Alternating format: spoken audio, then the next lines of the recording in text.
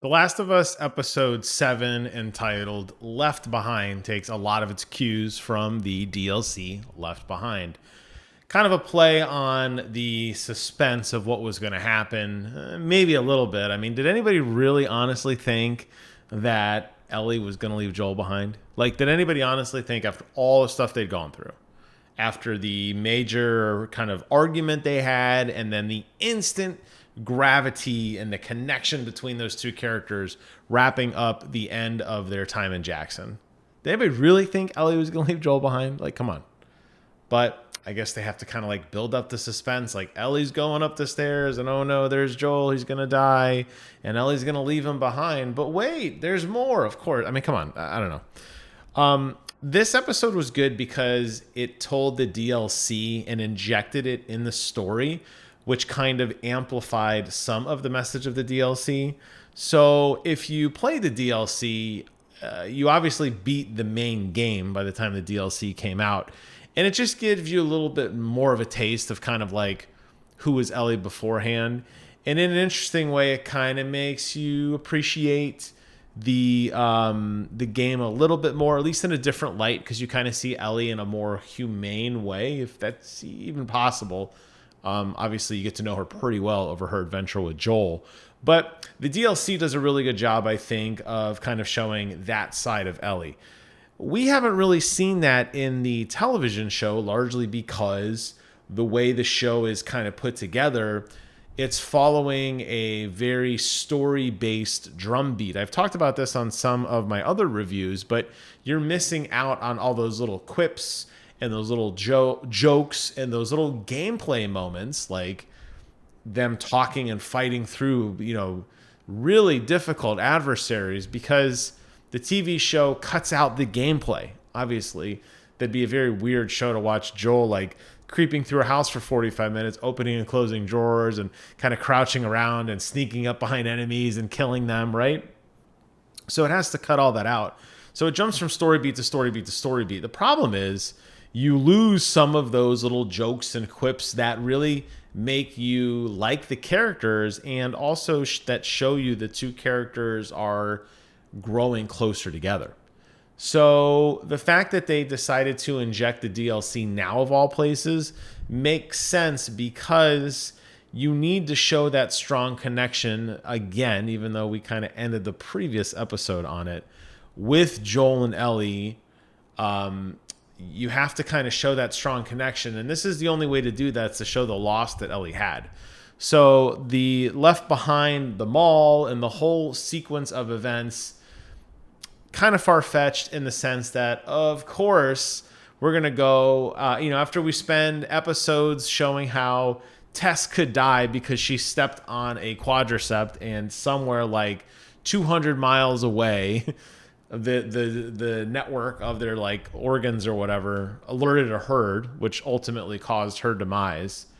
They're very triggered by sound and light, and you got to turn the lights off at night, and basically the quarantine zone's got to go into like a standby mode. The lights get dim, everybody gets quiet, hunkers down, go to sleep. We're going to push all that aside because it's good for the story to have Ellie get to be a kid one more time, right? She's going to get to go to a mall and play arcade games and make a ton of noise and listen to music and laugh and giggle and just be an obnoxious child, which in reality is what we want to see of her, because she's been robbed of her childhood, as so many other people have in this really bleak world. But the great plot armor, of course, is that, during this time, there will be no bad guys. There'll be no raiders. There'll be no rapists. There'll be no villains, no Firefly attacks, nothing. Except for one loose zombie that happens to be hanging out in the store. But he's not going to get activated until like 3/4 of the way through the show, when you see Ellie standing in front of the mirror and kind of getting her hair pretty, getting ready to, tell her best friend that she's more than a friend, and set up for this kiss and everything. We get to have those scenes, which were great. I love them. It's very, very compassionate, because you're seeing somebody, there's nothing left, but they find each other. And it was really a nice whole episode. But of course, things got to go south. And that's, of course, the zombies got to come and blah, blah, blah. So I think that's kind of what frustrates me sometimes with shows like this is it's like a convenience thing.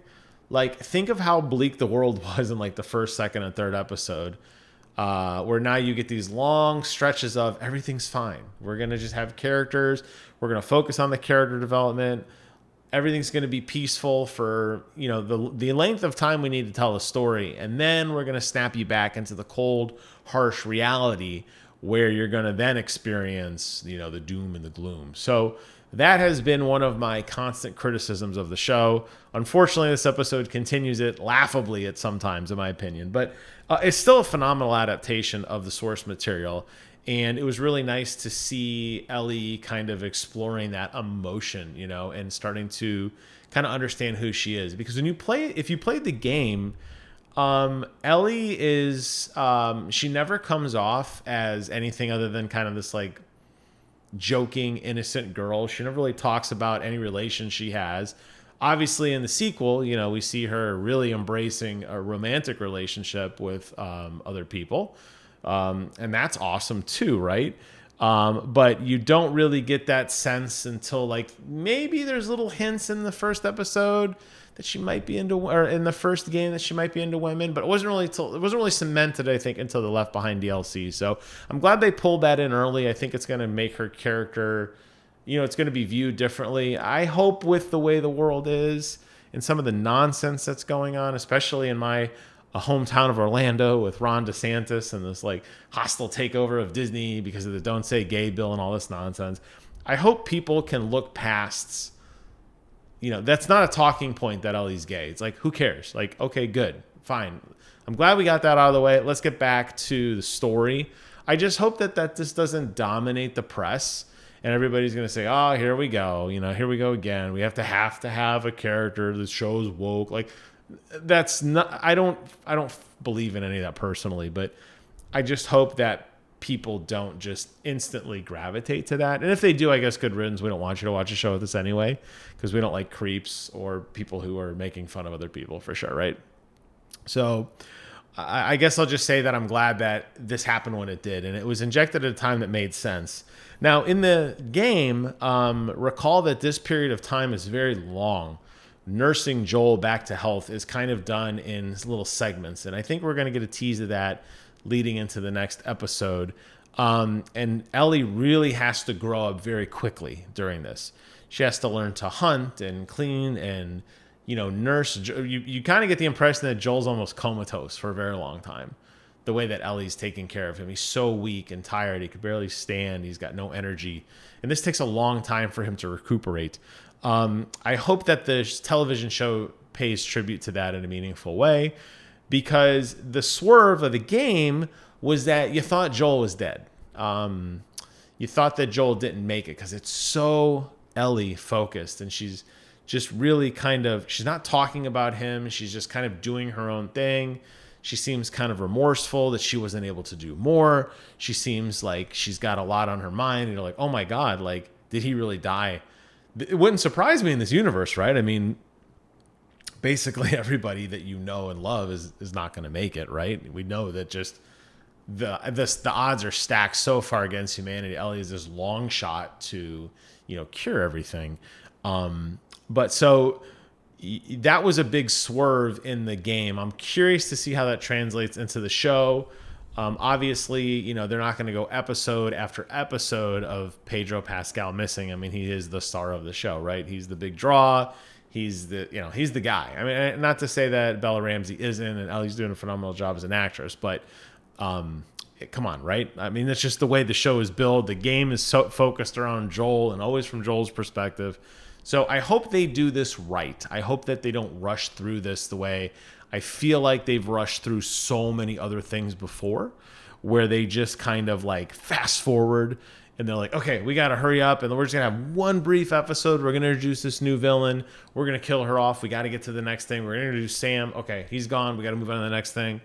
Like, I hope that the arc of multiple episodes really picks up at the end, and they take their time in telling the last few beats of the story. Because to me, this whole part of Joel being injured and getting to kind of learn more about Ellie is such a pivotal moment in the game, where the roles reverse, and it's so pivotal leading into kind of the final stretch of the game, particularly with the decisions Joel is going to make.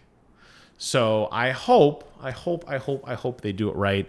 They've done everything phenomenally so far. This is light years ahead of any video game adaptation I have ever seen in film at all. So it's amazing. I have no reason not to think that Neil Druckmann and Naughty Dog sat down and really, really hammered in these last few episodes, because this is the stuff that's going to make it pop. Everything to now has been good. Talking with coworkers and talking with other people who aren't really that familiar with the game, they're all fascinated by the show. But the real kick in the gut, isn't going to come to the very, very, very end of the end of the game, the last 30 minutes or so, with that whole showdown with what happens. And I hope the show nails that and leaves that oh my god moment in people's chest, and they're just like shook. Because I remember playing with my wife and watching the end of that and being like, oh my god. So I'm excited to see where this goes. I don't want it to end, but obviously the story is following a very close drumbeat. We only got a couple episodes left. We're going to focus in on Ellie. Looks like in the next episode, we're going to get a cameo from Troy Baker. I know Ashley Johnson's got a cameo in the game. I think we're probably going to see her in the last episode, if I had to guess. But they just keep doing a phenomenal job. If anything, I feel it moves a little too fast at times. I wish they could slow it down and kind of bring back in some of that survival horror, some of those tense zombie moments that we were really missing. But short of that, this thing is just an absolute masterclass. So hopefully by the time this is uploaded and goes live, I will have hit 5,000 subs. Very, very excited for that. Thank you guys so much for watching. Leave your comments on The Last of Us in the comments below. And that's it for me. Until next time, I will see you guys on the other side.